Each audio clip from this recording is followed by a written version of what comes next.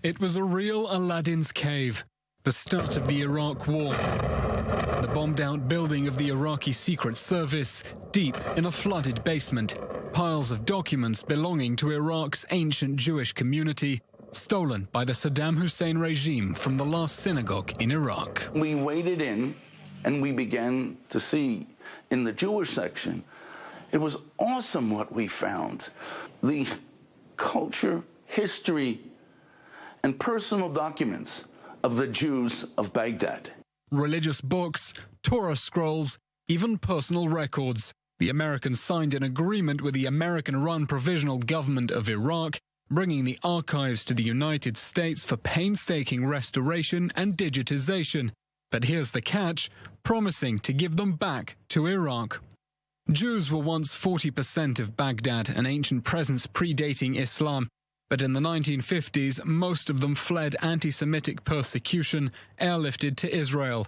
Close to zero Jews remain. In July, senators introduced a resolution urging the U.S. government to renegotiate the return of the archive to Iraq.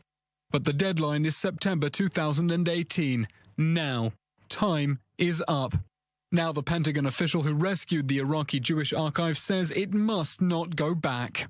Sending the Jewish archives back to Iraq is the equivalent of giving all the Nazi-stolen art from Jews in Nazi-occupied countries to Germany and Austria. He says the documents belong in Israel. When the Iraqi Jews left Iraq, they were only allowed to take a suitcase. They don't belong to Iraq. They belong to the Jews of Iraq, about 90% of whom live in Israel today.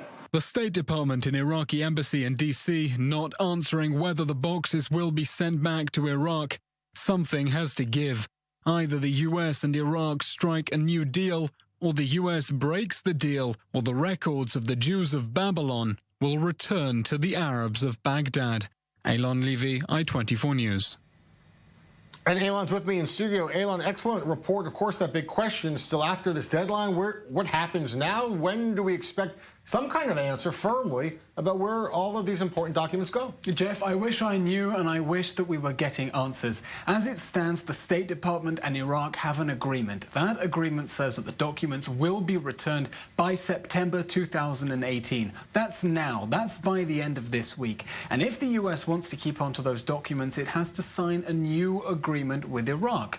What's the problem? The United States State Department says it has no update. The Iraqi embassy isn't giving us answers, and even the senators who sponsored that resolution calling for the archives to stay in the United States have not received an update. If by the end of the week, by now, today basically, there is not a new agreement, then as I said in that report, either the United States is going to be holding on to these agreements against the will of Iraq and against the agreement, or they must return to Iraq. What does Iraq want to do with these documents? Does Iraq have a plan for all these ancient Jewish artifacts? What do they need them for? Well, that's a very good question. I don't think that Iraq really is interested in having those documents back. It doesn't have anything to do with them, even though they serve certain propaganda effect of saying, look at us, how we respect minority heritage. Harold Rode, who we spoke to in that report, who discovered the documents, says he believes there are good prospects for the documents to remain in the United States. He says Iraq won't let them stay there permanently.